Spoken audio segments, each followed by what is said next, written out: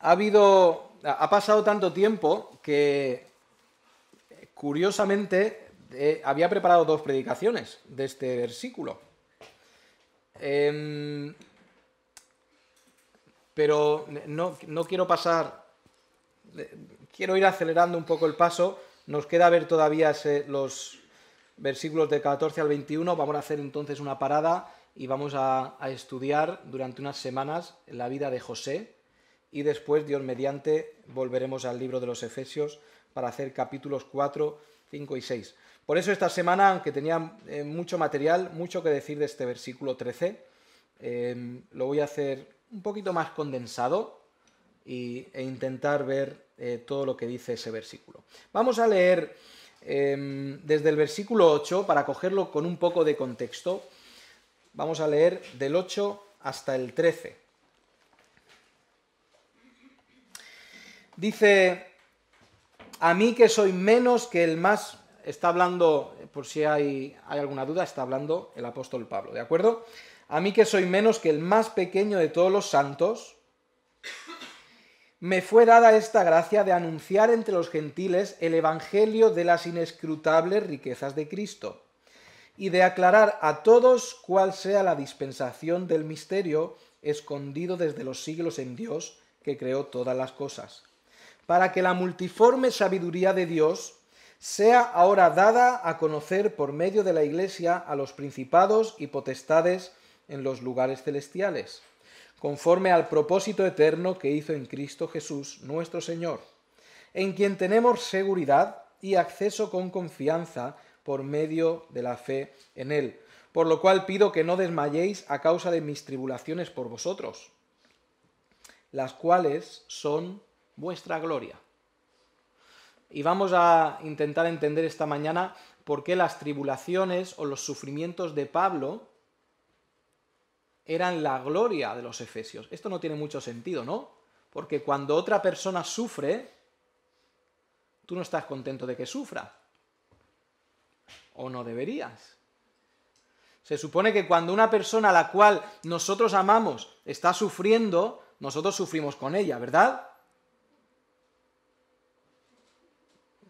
Y gracias por decir que claro que sí. Tú llegas a tu casa después de estar todo el día afuera y tu mujer tiene dolor de muelas, le duele todo en el cuerpo y ha estado todos los días con los hijos y llega y lamentando llega hasta ti a recibirte a la puerta. Estoy fatal. El marido no dice, me da igual. El marido debería, pues, consolarla y atenderla. Yo creo que entendéis todos eso. Nadie se gloría de los sufrimientos de las personas que aman. ¿Por qué diría Pablo que las tribulaciones y sufrimientos suyos eran la gloria de los efesios? Eso lo vamos a ver un poquito más adelante. Pero fijaos que empieza diciendo ese versículo 13, no desmayéis a causa de mis tribulaciones. Pablo está encarcelado, Pablo es preso, Pablo no tiene libertad, y él dice, todo lo que yo estoy sufriendo a vosotros no os tiene que hacer que os desaniméis, sino tiene que hacer que vosotros sigáis adelante. Pablo era alguien que sufrió mucho, ¿estáis de acuerdo conmigo?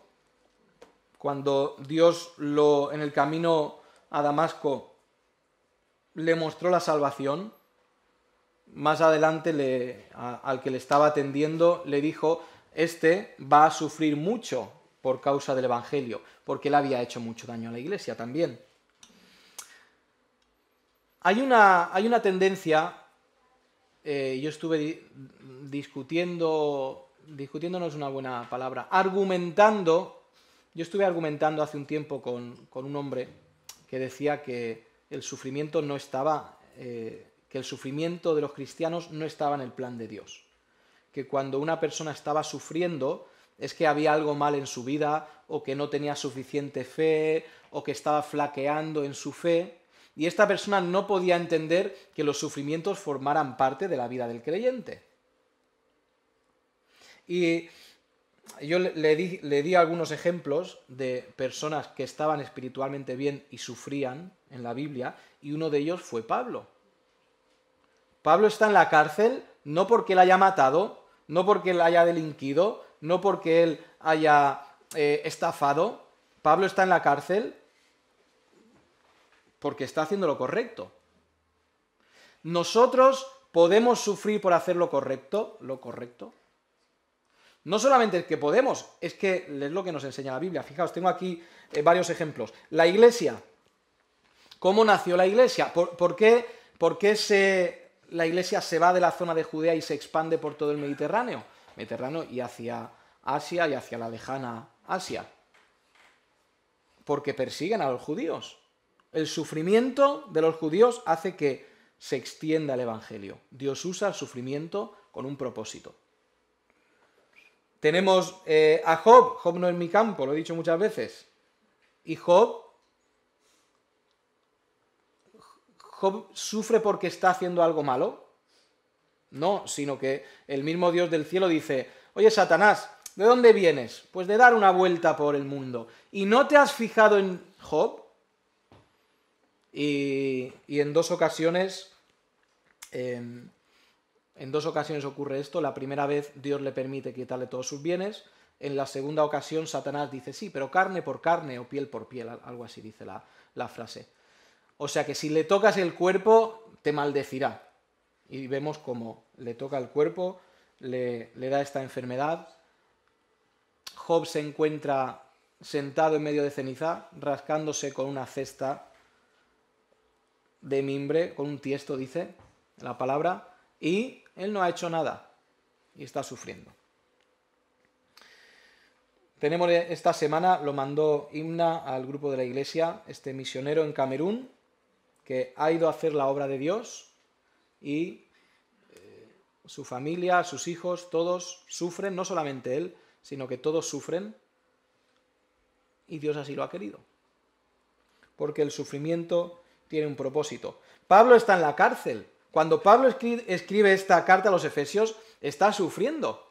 Ahora, qué fácil es decir: tienes que ser fuerte, tienes que afrontar bien el sufrimiento, tienes que salir adelante cuando no estás sufriendo, ¿no? Ay, espera, es que es muy diferente cuando alguien está sufriendo que cuando alguien está bien y está cómodamente en su sofá dándote un consejo. Hermano, ánimo en medio de las pruebas. Pero oye, el que estoy sufriendo soy yo. Es muy fácil decirlo desde tu punto de vista, pero es que Pablo, ¿desde dónde lo está diciendo? Claro, él no está en un resort en las Bahamas, él está en la cárcel diciendo: oye, el que os anima, es que el que os anima soy yo, que soy el que estoy sufriendo. Los sufrimientos no tienen que hacer que os desmayéis.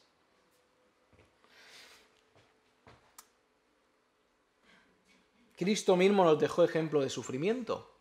Él mismo sufrió por nosotros. Nos dice la palabra que Él mismo llevó nuestros dolores. Y nos dio ejemplo que muchas veces el sufrimiento hay que pasarlo. Y que muchas veces el sufrimiento es su voluntad. Nuestro sufrimiento es lo que Él, su voluntad en nuestra vida. Acompañadme a Filipenses 1:29.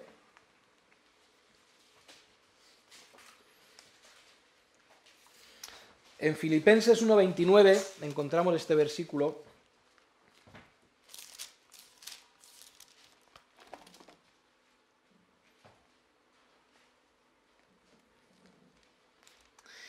Fijaos cómo dice.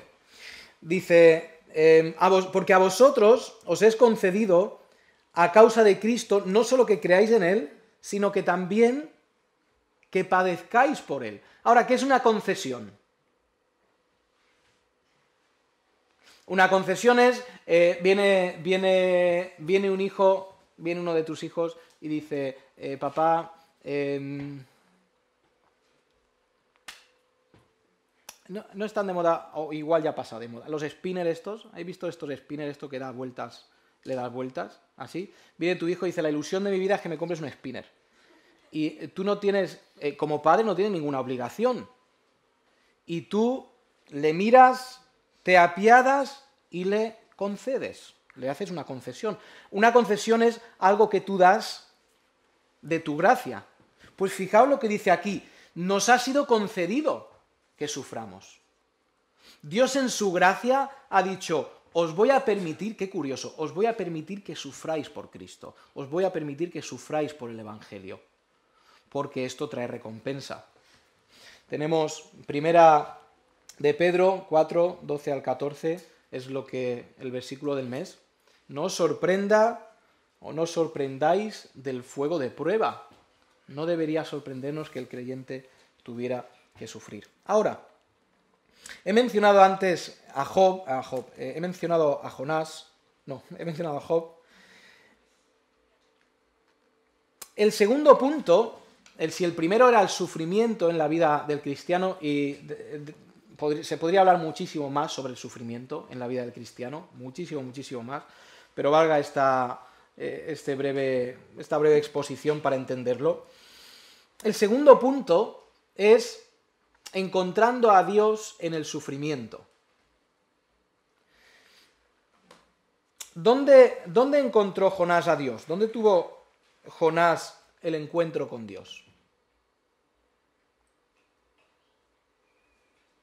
¿Fue cuando la primera vez Dios le mandó a Nínive? No, porque ¿qué pasa la primera vez que Dios manda a Jonás a Nínive? Él se va, ¿no? Me voy en dirección contraria de Nínive. ¿Cuándo es cuando Jonás llega a decir, no, por fin te he visto, por fin he entendido y voy a obedecer? Oye, es en un lugar insólito. No creo que ninguna otra persona en el mundo haya encontrado a Dios en ese lugar. Pero Dios, Job, a ver si me aclaro. Jonás, es que tengo aquí a Job también. Jonás encontró a Dios en un lugar muy poco agradable, en la barriga del pez. Jonás encontró a Dios en el sufrimiento. ¿Estáis de acuerdo conmigo? No le encontró, él no salió a pasear en un día muy bonito y llegó a un monte y vio la hermosura del monte y ahí tuvo ese encuentro con Dios. Él lo encontró en medio del sufrimiento. Hemos leído el capítulo 2 de Jonás, donde él dice, por fin, ya está, me arrepiento y voy a hacer lo que tengo que hacer. Ahora sí, Job. ¿Cuándo encontró Job a Dios? Ahora, vamos a partir de que Job ya tenía una relación con Dios. Él no hizo nada, pasó por todo este sufrimiento. ¿Y dónde encontró Job? ¿O dónde tuvo este encuentro cercano con Dios? Fue encima del montón de ceniza. Su piel seguramente con sarna, despellejada, rascándose a todas horas, seguramente sangrando en gran parte de su cuerpo, y ahí es donde encontró a Dios. Tenemos a Daniel, vamos a ver esta cita, Primero de Reyes 19. Aquí tenemos a Daniel, a Elías, perdón. Hoy no es el día de los nombres hoy.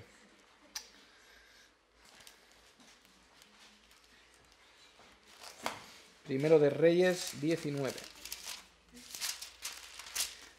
Luego, si me dirijo a alguno de vosotros, yo os cambio el nombre. No os preocupéis.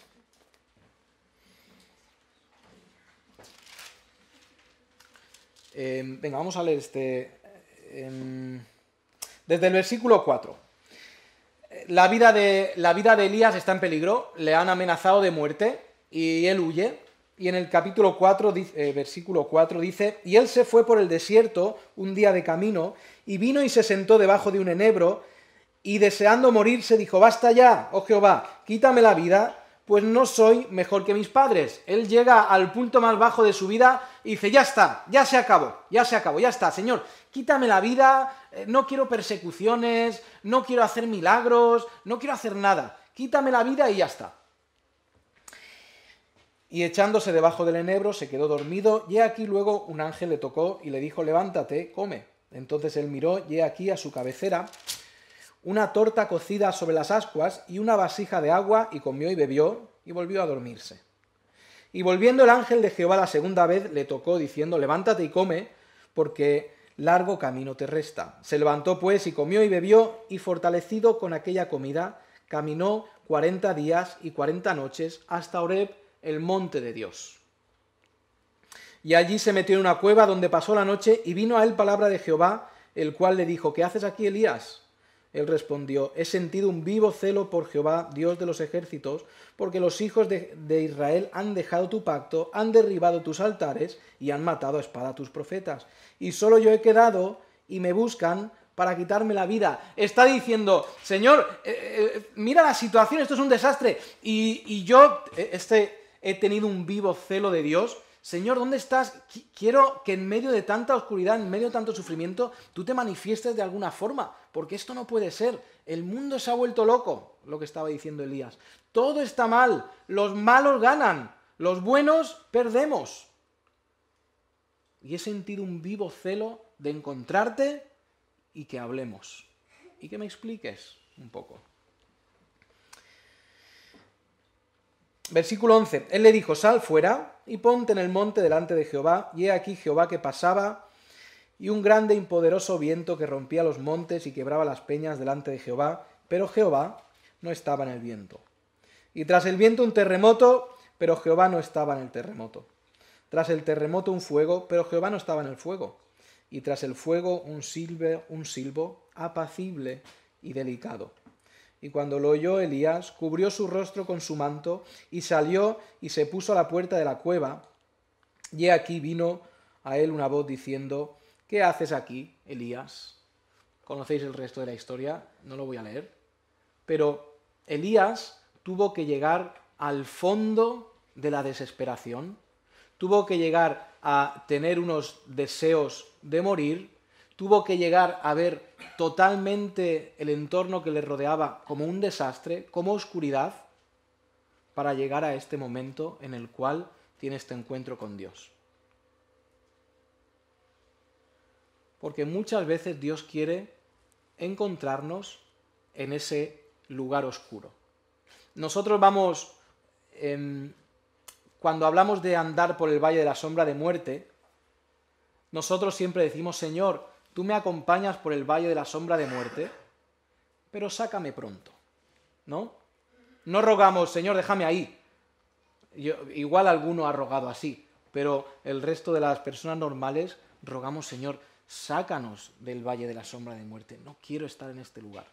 Y ese valle de la sombra de muerte puede ser cualquier desastre en tu vida, cualquier punto horrible en tu vida al cual has llegado y estás clamando a Dios.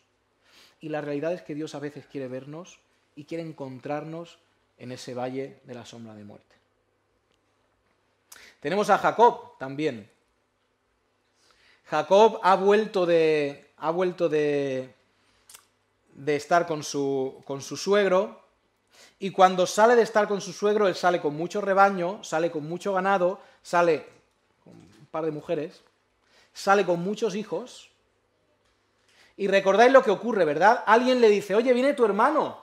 Y recordáis que lo último que le había dicho tu hermano es que tenga muy buen viaje, escribe cuando llegues, todo eso, ¿no? Le dice, oye, una cosa, cuando tú y yo nos volvamos a ver, voy a acabar contigo.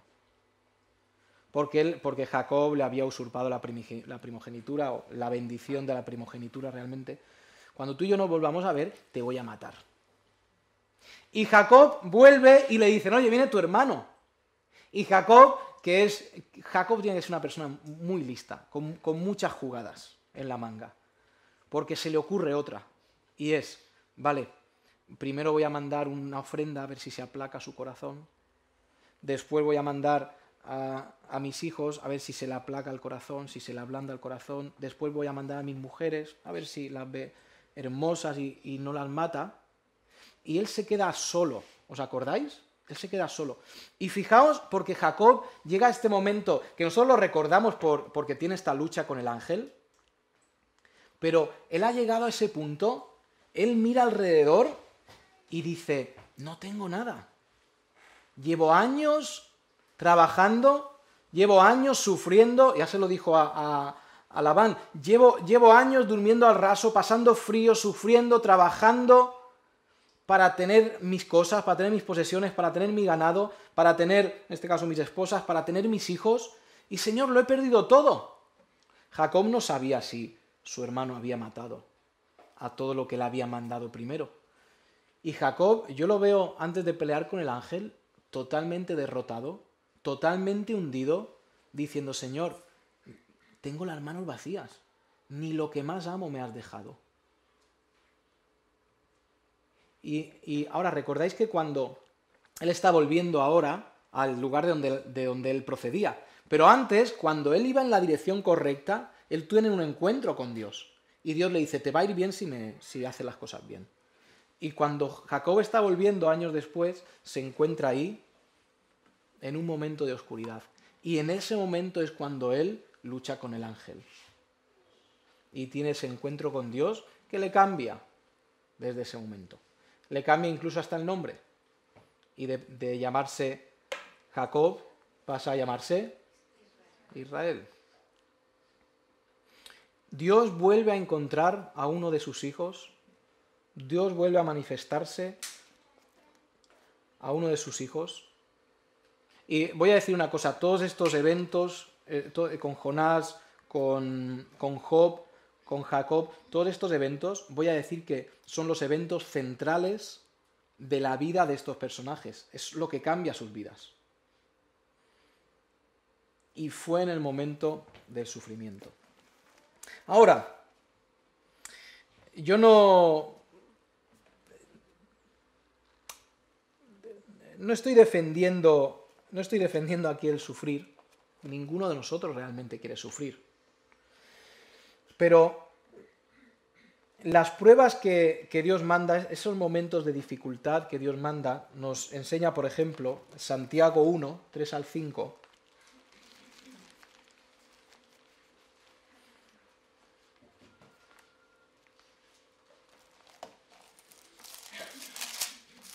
Santiago capítulo 1, versículos 3 al 5.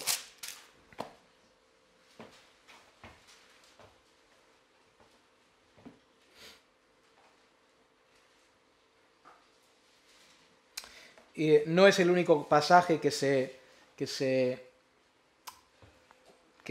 da esta idea. Hermanos míos, tened por sumo gozo cuando os halléis en diversas pruebas, sabiendo que la prueba de vuestra fe produce paciencia, mas tenga la paciencia su obra completa para que seáis perfectos y cabales sin que os falte cosa alguna. La idea de este versículo o de estos dos versículos, es que las pruebas fortalecen nuestro carácter para esperarle, en este caso para esperar con paciencia a Dios. Las pruebas fortalecen el carácter del creyente. El otro día, yo no lo vi, lo vieron mis segundos ojos, que es mi esposa, me dijo, qué triste. Y yo la miro y digo, ¿qué? Estábamos en el parque, habíamos bajado a los nenes al parque. Y se ve que una niña, su madre le había mandado un bocadillo y se acercó felizmente a la papelera, lo abrió, creo que le dio un bocadito y lo tiró a la basura, todo el bocadillo. Y ¿sabéis qué diría una persona mayor de esto? A los jóvenes diríamos, oh, igual no le gustaba, igual era bocadillo de ensalada o lo que fuera. Pero ¿qué dirían los mayores? Muy bien, Isaac piensa como un mayor ya. No, pero es automáticamente lo que pensé yo también. No ha pasado hambre esta chica. Ahora, no deseo yo que nadie pase hambre, no es lo que estoy diciendo. Pero no es cierto que, no espiritualmente, no solo espiritualmente, no es cierto que los momentos de dificultad te hacen fuerte. Ahora, si lo sacamos del ámbito espiritual, gente que ha pasado por desgracias muy grandes en la vida y han fortalecido su carácter. Gente que quizá ha pasado por situaciones de escasez. Y eso les ha hecho ser fuertes, ser determinados, ser trabajadores y salir adelante. Y yo creo que también estaréis de acuerdo conmigo que cuando tú proteges quizá a un niño, lo proteges demasiado, su carácter va a ser blando? ¿Puede ser? Espiritualmente de la misma manera. Espiritualmente las pruebas nos hacen más fuertes. ¿Cuál es uno de los problemas que nos encontramos? Que el que no es creyente verdadero, cuando las pruebas vienen, ¿qué hace? En vez de ser firme, desaparece. Es un poco lo que tenemos en la parábola del sembrador, ¿no? Pues hay una de las semillas, cae en una tierra, produce un poco de fruto, pero cuando viene el sol y calienta bien, o cuando las piedras, o en un sitio de piedras, que pronto se muere. El que es hijo de Dios, en medio de las pruebas, le sirven para fortalecerse, no para huir de Dios.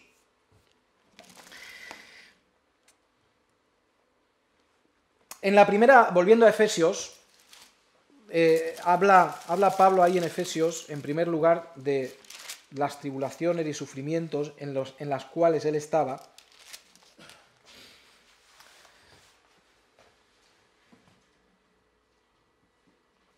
Vuelvo a leer versículo 13, Efesios 3, 13.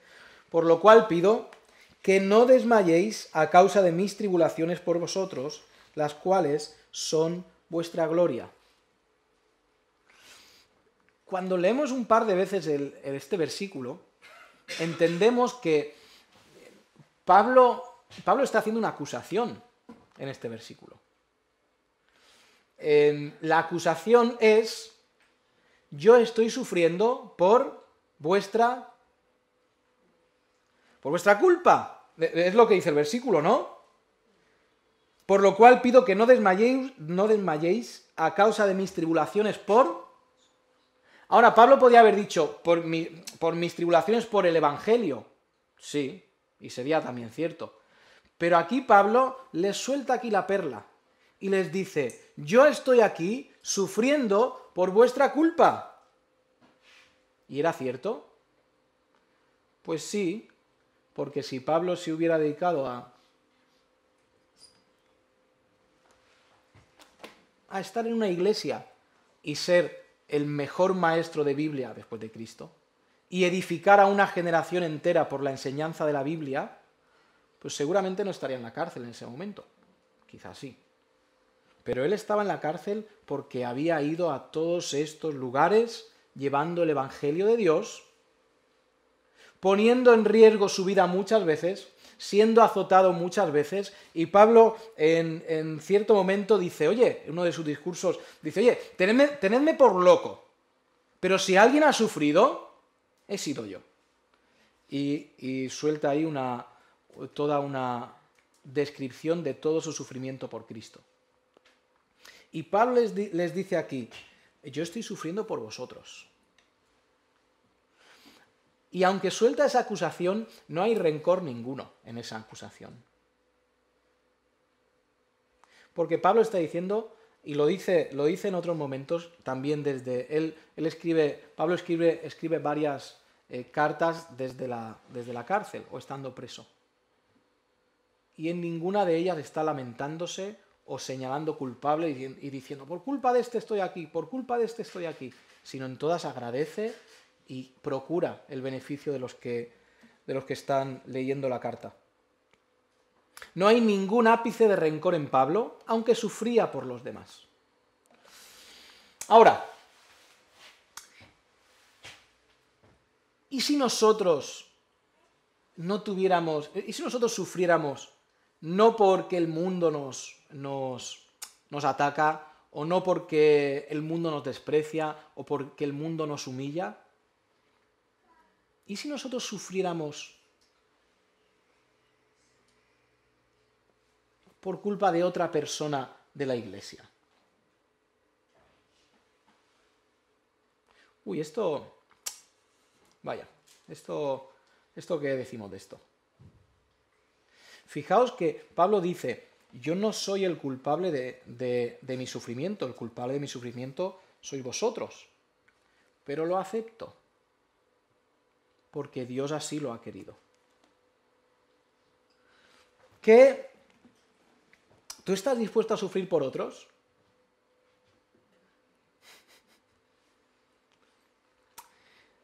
Nosotros, cuando llega el tema del sufrimiento, nosotros lo que queremos es dejarlo lo antes posible, el sufrimiento. Y nosotros podemos aceptar hasta cierto punto que yo he cometido un error y yo acepto las consecuencias. Vale, y yo la he liado, lo he hecho mal, acepto mis consecuencias. Bueno, es justo, ¿no? De alguna forma yo hago algo mal, que sufra las consecuencias, es justo. Espera un momento, pero yo no voy a sufrir las consecuencias de otros. Yo no voy a sufrir por otro. Eso normalmente es donde nos encontramos los creyentes. Yo no estoy dispuesto a sufrir por nadie. Si él tiene que sufrir, que sufra. Y Pablo está en la cárcel sufriendo las consecuencias de llevar el Evangelio a ellos. A veces los creyentes también decimos, no, yo voy a servir a Dios, pero en un ministerio que a mí me guste. Y si hay un ministerio que a mí no me gusta, no lo hago. Diciendo, no estoy dispuesto a sufrir por hacer el trabajo de Dios. No estoy dispuesto a trabajar y sufrir por Dios. Esto es el mensaje que estamos diciendo. Y desde luego esto hay que explicarlo bien. Hay ministerios que pueden ser tu don y los puedes hacer y los puedes disfrutar. Hay ministerios que quizá no son tu don y te cuestan mucho y sufren mucho, pero también es la voluntad de Dios que lo hagas. Pablo estaba pasando por todo esto porque era la prueba, porque era la voluntad de Dios. Ahora, cuando nos encontremos con Pablo, yo espero ver un día a Pablo y pretendo hacerle algunas preguntas sobre varias de sus cartas. Pero si nosotros le preguntáramos a Pablo si los años en la cárcel fueron importantes en su vida, ¿qué creéis que diría? Yo creo que él diría, quien yo llegué a ser, probablemente es porque estuve en ese periodo de sufrimiento. Si yo llegué a ser el gran misionero, seguramente el gran apóstol, desde luego después de Cristo no era un apóstol, pero me entendéis, el gran misionero, el gran predicador, el gran teólogo, el gran escritor del Nuevo Testamento, si yo llegué a ser eso, probablemente es porque pasé ese tiempo de sufrimiento en la cárcel.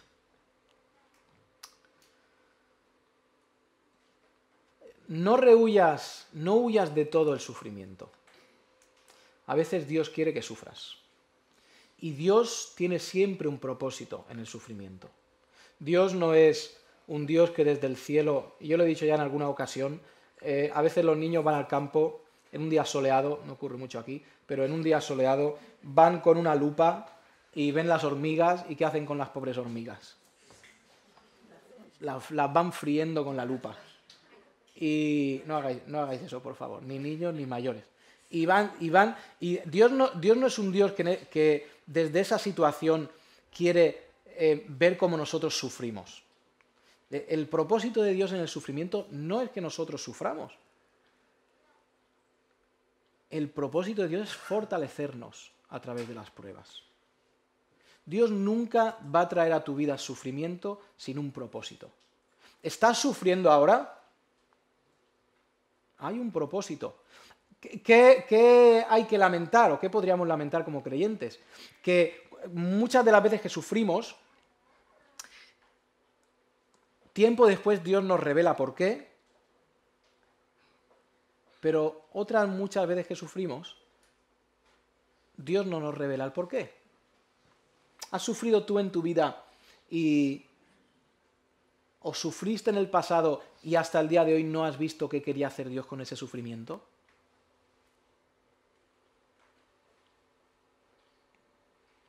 Pues en el cielo quedará totalmente claro. Y cuando en el cielo lo veas, dirás, valió la pena el sufrimiento. ¿Estamos dispuestos a sufrir por Cristo? Yo sé que soy muy pesado con esto, pero Dios no nos pide que hagamos algo que Él no haya hecho primero. Yo digo mucho esto. ¿Sufrió Cristo por nosotros? Es justicia, es solamente justicia si nosotros sufriéramos por Cristo. La última parte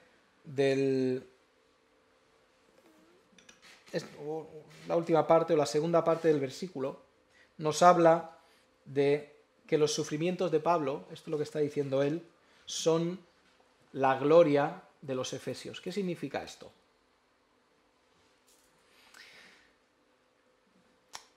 ¿Cuál es, no está Pablo para decírnoslo, pero cuál es el río más largo del mundo? Más largo. El Amazonas es el más largo del mundo. 6.700 kilómetros. Lo sé porque lo he mirado hace un rato. ¿Cuál es la gloria del río Amazonas? ¿Es que es un buen lugar para bañarse? Y ya te digo yo que igual, si estás buscando un buen baño, el Amazonas no es el mejor sitio. ¿Cuál es la gloria del Amazonas? Su extensión. ¿Cuál es la gloria de las pirámides de Giza? ¿Es su tecnología? Pues es su antigüedad, ¿no? Vale, ¿cuál es la gloria de la Gran Muralla China? Lo larga que es, ¿no? Lo larguísima, kilómetros y kilómetros y kilómetros que es. ¿Cuál es tu gloria? Porque esta pregunta o la respuesta que va con la pregunta, determina un poco cómo piensas. La gloria del hombre puede ser su dinero, porque eres importante. ¿Sabes que vas algunas veces a sitios VIP? Bueno, van algunas personas a sitios VIP y les atienden muy bien y quizá autógrafos les piden y les dan las mejores comidas. ¿Por qué? Pues igual porque tienen mucho dinero, ¿no? Quizá, ¿cuál es la gloria de un cantante? Pues su voz, ¿no? Es por eso lo que le hace importante, que tiene esa voz. La gloria de un actor es pues, cómo interpreta. ¿Cuál es tu gloria?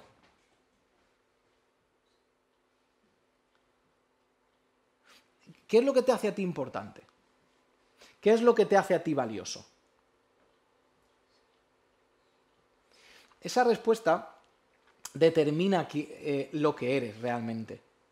Cuando vamos creo que es el Salmo 3, el salmista dice, Dios, tú eres mi escudo y tú eres mi gloria. ¿Es Dios nuestra gloria? ¿Es Dios lo que nos hace importante? Fijaos en Gálatas 6:14. Gálatas 6:14.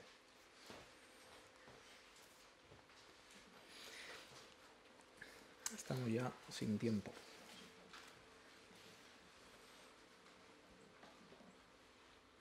Dice desde el versículo 11, mirad con cuán grandes letras os escribo de mi propia mano. Todos los que quieren agradar en la carne, estos obligan a que os circuncidéis, solamente para no padecer persecución a causa de la cruz de Cristo.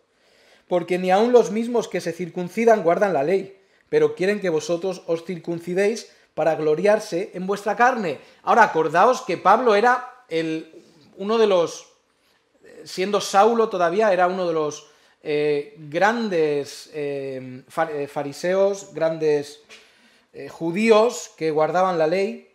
Y fíjate que dice en versículo 14, pero lejos esté de mí gloriarme en lo que yo soy, en lo que yo hago, en la forma de vivir que yo tengo o en las leyes que yo cumplo.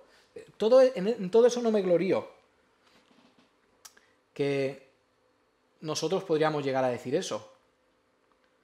Una persona que lleva muchos años en el Evangelio Su gloria podría ser: mira lo fiel que he sido, mira lo obediente que soy, mira todas las leyes que guardo, mira cómo predico, mira cómo enseño, mira cómo vivo. Y vanamente alguien, o neciamente alguien, se podría gloriar de todo eso. Pero Pablo dice: todo eso no me glorío. Lejos esté de mí gloriarme, sino en la cruz de nuestro Señor Jesucristo.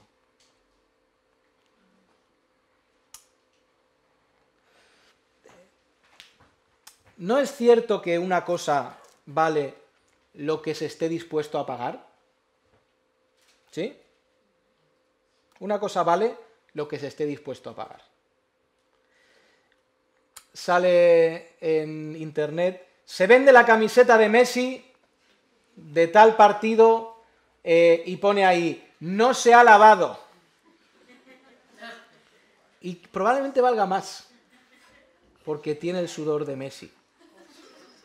Y una persona dice: uy, esto es una maravilla, voy a pagar 3.000 euros.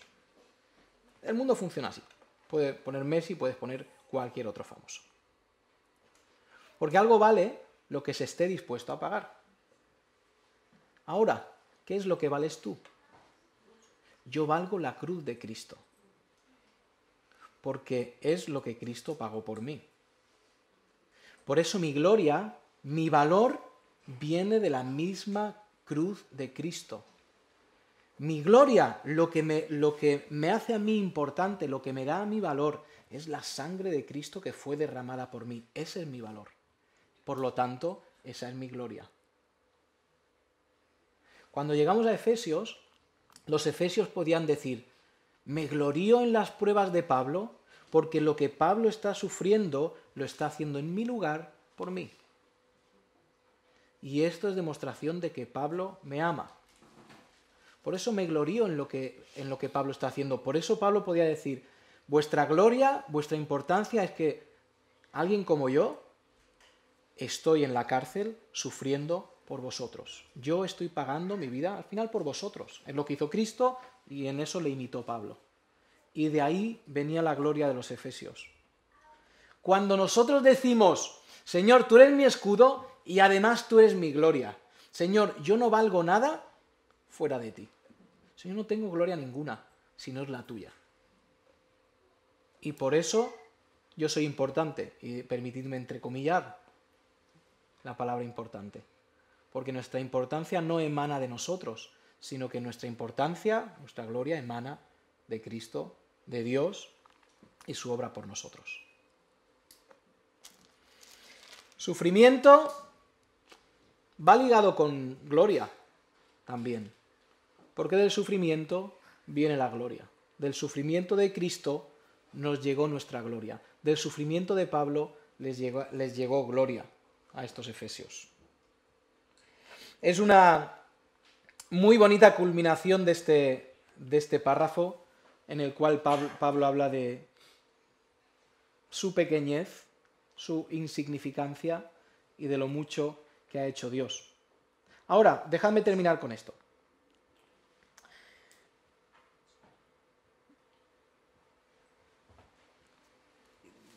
Y no quiero terminar con una nota de sufrimiento, sí con una nota de gloria, pero cuando venimos leyendo estos versículos, fijaos, desde el 10, para que la multiforme sabiduría de Dios, esto lo hago para que entendamos la frase, para que la multiforme sabiduría de Dios sea ahora dada a conocer por medio de la Iglesia a los principados y potestades en los lugares celestiales, conforme al propósito eterno que hizo en Cristo Jesús nuestro Señor, en quien tenemos seguridad y acceso con confianza por medio de la fe en Él. Por lo cual, fijaos que ese por lo cual está enlazando la idea del versículo anterior. Pablo está diciendo aquí: las tribulaciones son temporales. Las tribulaciones se quedan en esta tierra. Cuando nosotros fallezcamos, se acabaron las tribulaciones. Es lo que está diciendo. Y por eso, si tenemos que sufrir, no tiene tanto valor el sufrimiento presente con versículo 12, la seguridad, el acceso, la confianza y la fe en Él. Y cuando comparamos los sufrimientos presentes con estas cosas que he dicho, seguridad, acceso, confianza y fe, los sufrimientos se quedan muy abajo, porque esto tiene muchísimo más valor. Es lo que está diciendo en el pensamiento lógico en estos versículos.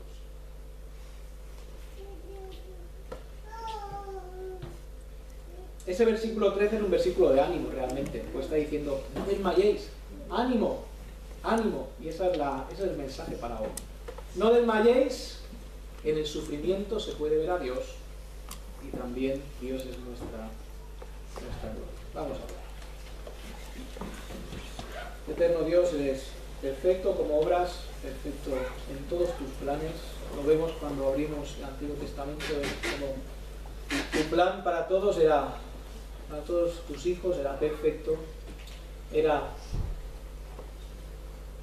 perfectísimo, Señor.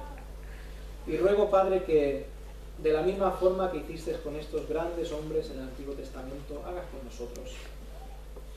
Que nos guíes en tu camino perfecto, que nos hagas sumisos, aun en medio del dolor, aun en medio de las dificultades, nos hagas sumisos a tu voluntad, y si esto significa sufrir, que lo hagamos con la misma actitud y el mismo ánimo que el apóstol Pablo. Gracias por todo esto, en el nombre de Cristo. Amén.